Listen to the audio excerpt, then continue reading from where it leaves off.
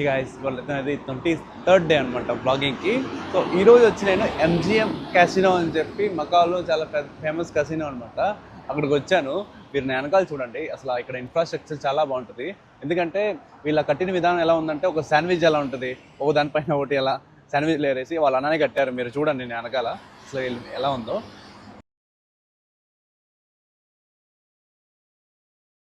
ఇంకా ఇక్కడ గార్డెన్ లాగా ఉందన్నమాట. ఇక్కడ చూస్తాకి చాలా బాగుంది. లోపల కూడా వెళ్ళాను. లోపల వీడియో తీసా, యాంబియన్స్ అనేది సూపర్గా ఉందన్నమాట.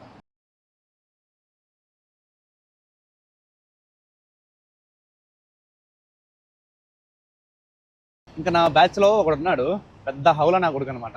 ఆడేమంటున్నాడంటే, అరే మీకెందుకు రా బ్లాగింగ్, అసలు నీకు ఫాలోవర్స్ లేదు ఏం లేరు, ఎందుకు చేస్తున్నావు, నువ్వు సంపాదించి నీకు సరిపోవట్లేదా అని చెప్పి. నేను అన్నా, అరే నేను ఏదో చేస్తున్నా, నీకెందుకు రా, నువ్వు బాగుపడు, నా గురించి నీకు ఎందుకులే అని చెప్పి 2-3 మాటలు అనేసి. ఇంకా నేను అనుకుంటాను అంతే, ఇంతమంది చిల్లర నా కొడుకులు మన జీవితంలో వస్తూనే ఉంటారు, వాళ్ళందరినీ పట్టించుకోకూడదు. సో మీ జీవితంలో కూడా అంతే, మీరేమన్నా చేస్తుంటే ఎవరన్నా ఆపుతున్నాడు అనుకోండి, సర్లే తమ్ముడు నేను చేసేది నేను చేసుకుంటా, ఈ పన్ను చూసుకో అన్నట్టు మీరు వదిలేయాలి అంతే వాళ్ళని కూడా.